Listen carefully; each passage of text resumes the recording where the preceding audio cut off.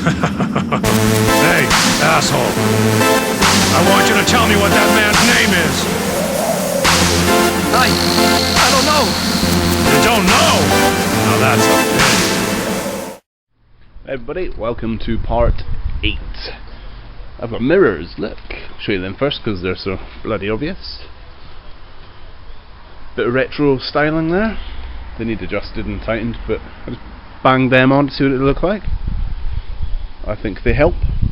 So here we are. When you last joined us, the bike had started. Well, since then I had a rather unfortunate accident with the kickstart and it snapped. This is a replacement that's on there now, and it is a 1983 kickstart. The original kickstart came in 2 pieces and the shaft itself actually snapped clean, just a fatigue snap. So I managed to get this one for 10 quid from a breakers up in Corby, so that's handy.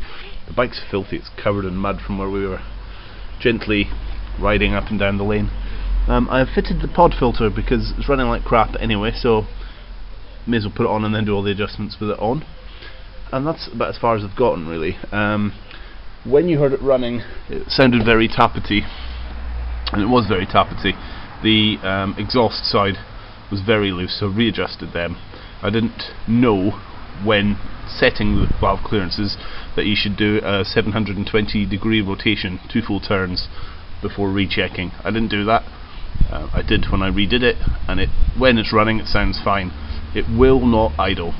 I've tried adjusting the idle speed screw, that hasn't helped, and it is flooding. It is bogging down when you open the throttle wide and eventually stopping when in use anyway. So it's too much fuel, it's over fueling, keeps doing that. So I'm going to attempt to adjust the mixture screw, which I believe is in there, which you can't really see and I can't really see.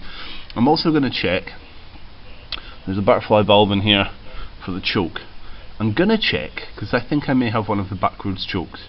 I've been pushing the lever down to turn the choke on, and I think it might be the other way around, so that could also be part of the problem.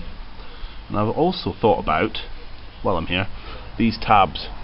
I think they're going to get ground off when I repaint the tank, because I'm not going to need them with the battery box and this air filter, and I only have one side panel anyway, so if panels go back on I'll remake something and I won't need them. So that one can go, and also that one can go. We'll clean up the area a bit better. Other faults that we've identified are the indicators are still doing the same problem, so that needs looked at. Once it idles, I need to put a spot weld at the back of this. It's taped up because when you try and kick down that just rotates and causes your foot to slip off. So the kickstart's fine, it just needs fettling. The rear brake pedal brake light switch is not turning on the brake light, and the neutral light doesn't come on, and the front wheel is still a bit weird. I may attempt to show you the front wheel shortly.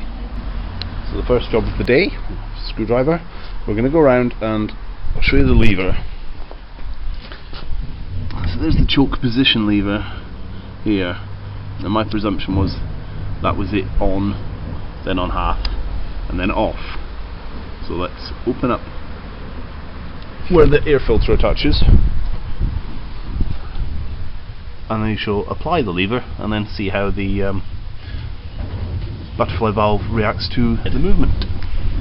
So we have a rather large Jubilee clip on the neck of it, which is 39mm fitting. Slacken that off.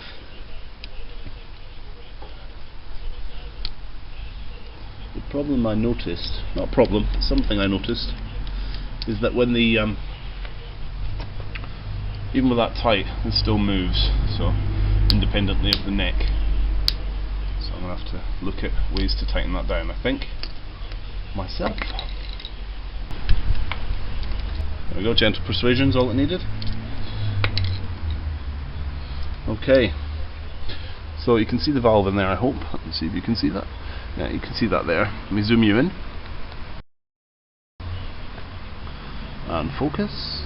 Go on, you can do it. Not enough. Come on, camera. What a cunt.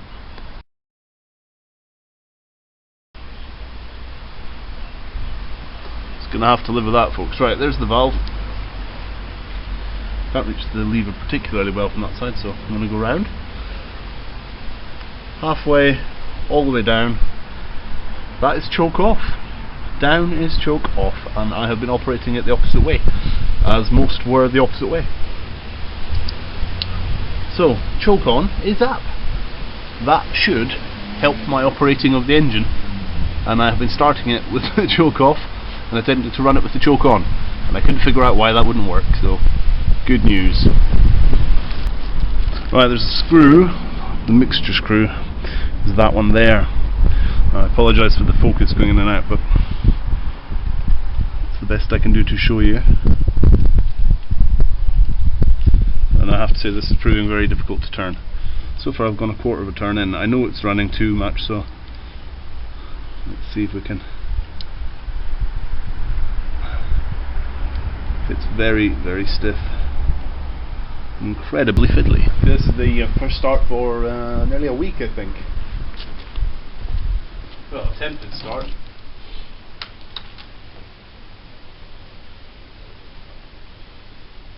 So choke on, off. So we want it on, which is up. Ignition is on, fuel is on. Prime the car. There we go. Let's go for it.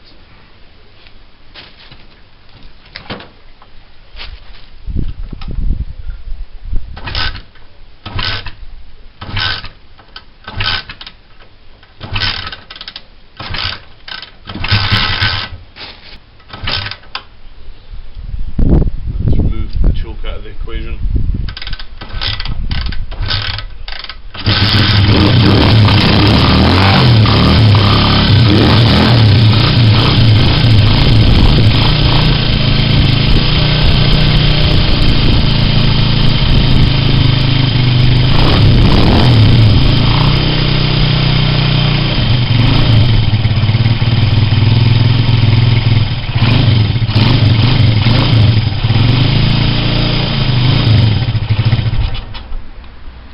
Still far too much petrol going on there, so further adjustments are needed. At the risk of sending Mr. Devon Mellon over the edge, because he likes me old combats. Look at that fucker. That really hurt. I have to get a stop welded on this. So my foot's wet now, so it's sliding off this kickstart. It should stop there, meaning when you kick it, your foot doesn't slip off. But even if you have it straight, it soon goes to there. Your foot slips off at full compression and it whacks you, or your foot comes off and you do what I did and skin your leg on that edge. So that fucking hurt.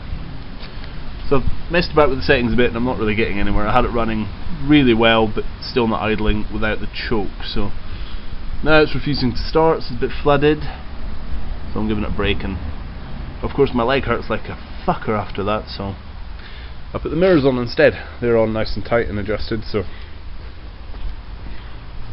I was going to go with bar end mirrors, but as I should be changing the bars, I just went with these because I like riding a bike with mirrors. So for all the cost they are, I thought I'd get a pair that are in keeping with the age and style. Maybe not what I'm looking for, but they'll do. If I go for bar ends, cool, but they'll do. Can't remember how much they were, so I'm not going to lie to you, but they weren't a lot of money. Took a few days to get here, but they're on. They're black and they're silver. What more do you want? So after failing to show you the problem with the wheel, I'm just going to take it off, because I actually checked back on the pictures and realised that the spindle should be this way through, not the other way through. It does still look like I'm missing a spacer, so I'm kind of hoping that's all the issue is, just a spacer. Because right now I've got a wheel that knocks forward and backwards under braking and is sitting at an angle it's squint, it's pointing off to the left. So other than the engine running, this is the main point of concern for me.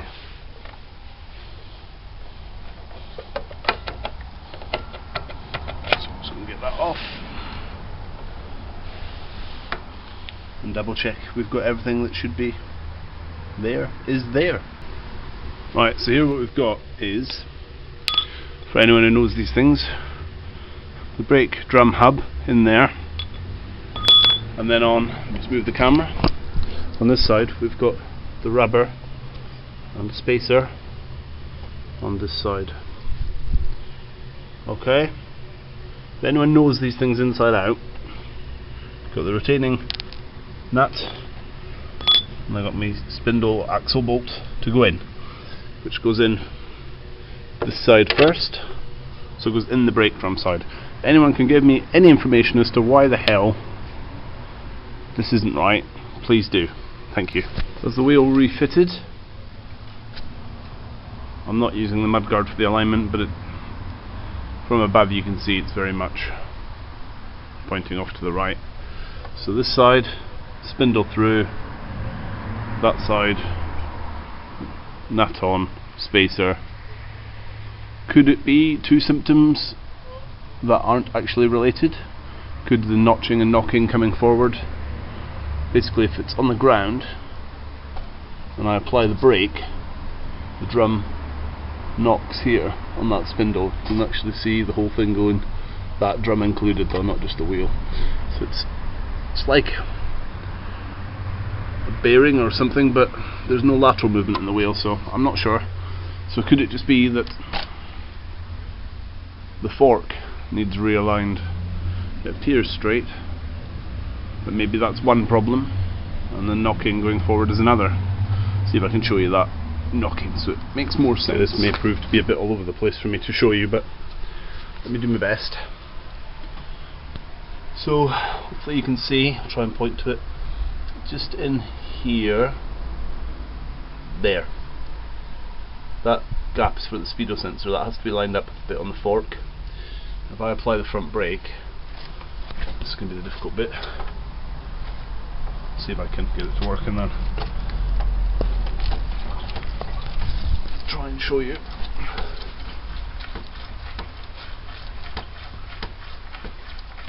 Just notching forward. That probably looked like shit with me moving as well as the bike, but anyway, that's one problem. The other problem is, not going to be able to see it that way, the wheel is clearly not straight, so maybe the forks need tightening in or adjusting round, etc., and the notching is something different. I welcome your input.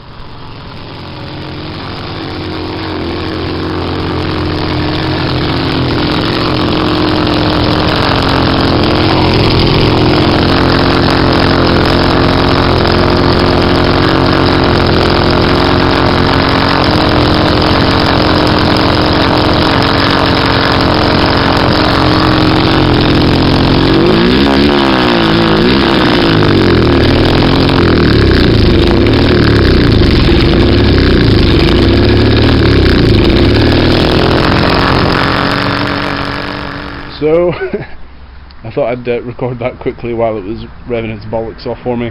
That was the choke on half. On full it revved its tits off, on off it just bogs down and stalls. Adjusting the fuel mixture there made no difference, and adjusting the idle speed screw made no difference. So back to the drawing board, I think. It's getting dark now, so that's going to be it for today. I'm going to pack away. Nothing really achieved. But you got to get through these things to find out what the hell's going on. So until next time, people, thanks for watching.